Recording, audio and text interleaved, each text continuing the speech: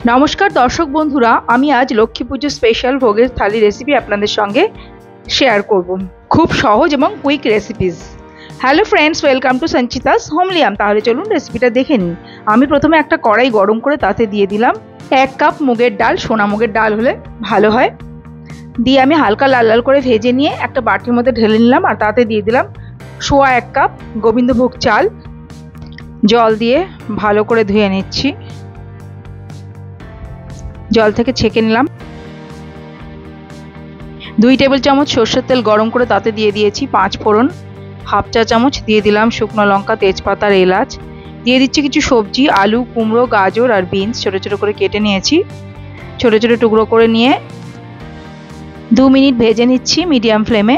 তারপর দিয়ে দিচ্ছি আদা বাটা 1 চা চামচ, হাফ টেবিল চামচ হলুদ গুঁড়ো, 1 টেবিল চামচ জিরে গুঁড়ো, হাফ টেবিল চামচ ধনে গুঁড়ো, স্বাদ মতো নুন দিয়ে ভালোভাবে নেড়ে চেড়ে কষিয়ে নিচ্ছি। 2 মিনিট কষিয়ে নেওয়ার পর দিয়ে দিলাম 1/4 টেবিল চামচ লাল লঙ্কা গুঁড়ো। দিয়ে ভালো করে নেড়ে চেড়ে মিশিয়ে দিয়ে দিচ্ছি একটা বড় টমেটো কুচি। মিডিয়াম ফ্লেমে 1 থেকে 1.5 মিনিট কষিয়ে নিচ্ছি। তারপর এতে দিয়ে দিচ্ছি চাল আর ডালটা। 2 মিনিট ভালোভাবে নেড়ে চেড়ে মিশিয়ে নিচ্ছি। 2 মিনিট পর দিয়ে দিচ্ছি 3 গুণের একটু বেশি জল। যা চাল ডাল দিয়েছি তার 3 গুণের একটু বেশি জল দিয়ে দিলাম। দিয়ে ভালো করে নেড়েচেড়ে মিশিয়ে নিচ্ছি। প্রথমে হাই ফ্লেমে জলটা ফুটে উঠতে দিলাম। 4-5টা কাঁচা লঙ্কা দিয়ে আঁচটা মিডিয়াম করে দিলাম।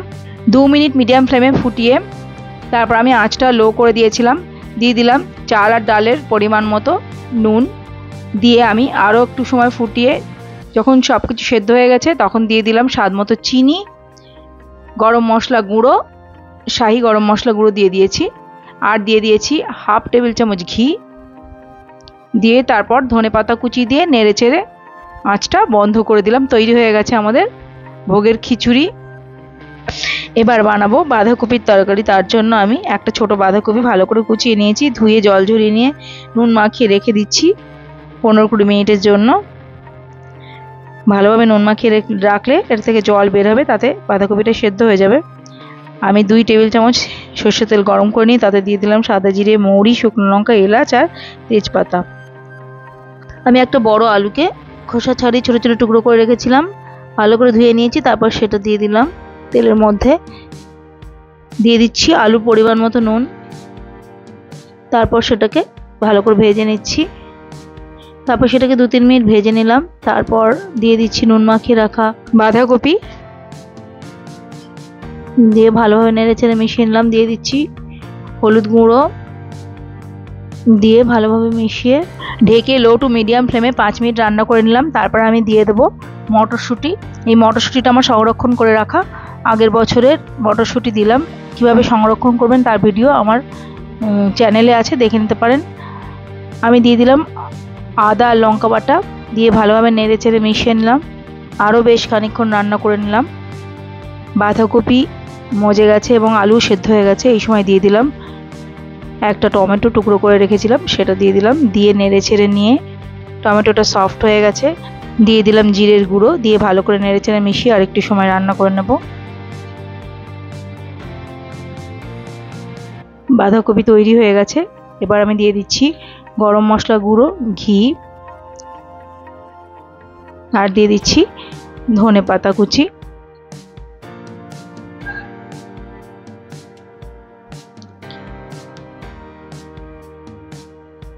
তারপর ভালোভাবে নেড়েচেড়ে মিশিয়ে নিয়ে দিয়ে দিচ্ছি অল্প একটু চিনি। দিয়ে মিনিট খানেক নেড়েচেড়ে আঁচটা বন্ধ করে দিলাম। এবার বানাবো পায়েস। 2 মুঠো গোবিন্দভোগ চাল ভালোভাবে ধুয়ে নেব। আর আমি 1 লিটার দুধ জাল দিতে বসিয়েছি। দুধটা ফুটে উঠেছে। আমি 2 হাতা দুধ একটা বাটিতে নিয়ে নিলাম।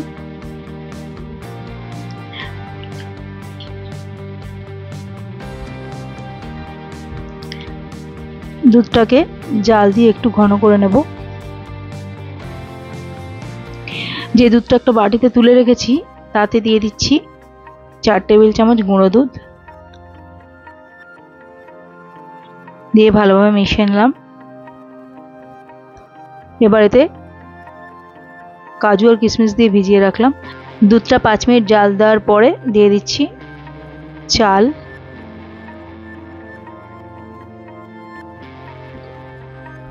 এবার আমি দিয়ে দিচ্ছি 2টো এলাচ ফাটিয়ে দিয়ে দিলাম, দিয়ে ভালোভাবে নেড়েচেড়ে নিয়ে ফুটতে দেব।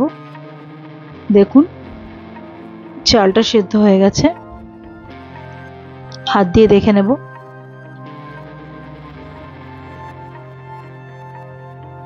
দিয়ে দিচ্ছি হাফ কাপ চিনি,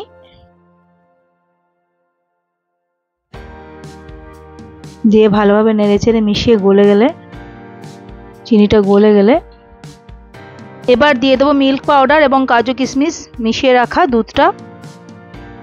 তারপর নেড়েচেড়ে মিশিয়ে একটু ঘন হলে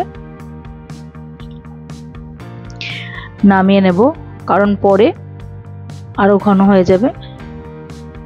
2টো তেজপাতা দিয়ে দিলাম।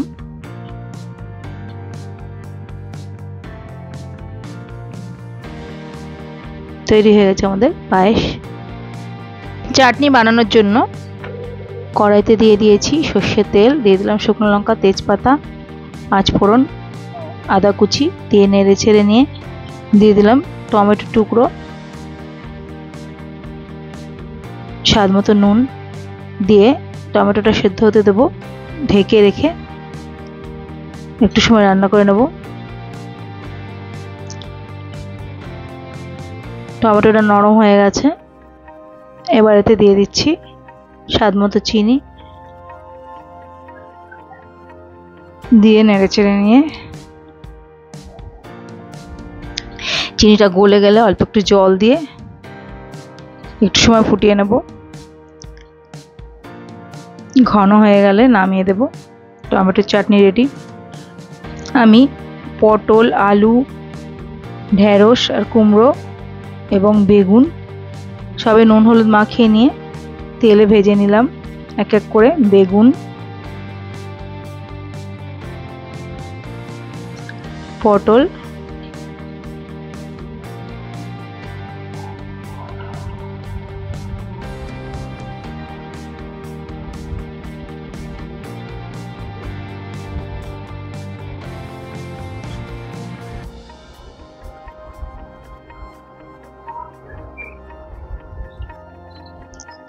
আলু,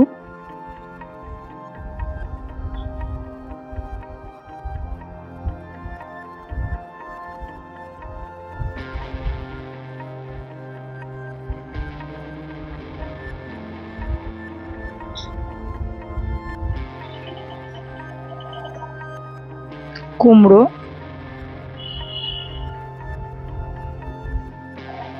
ঢেঁড়স,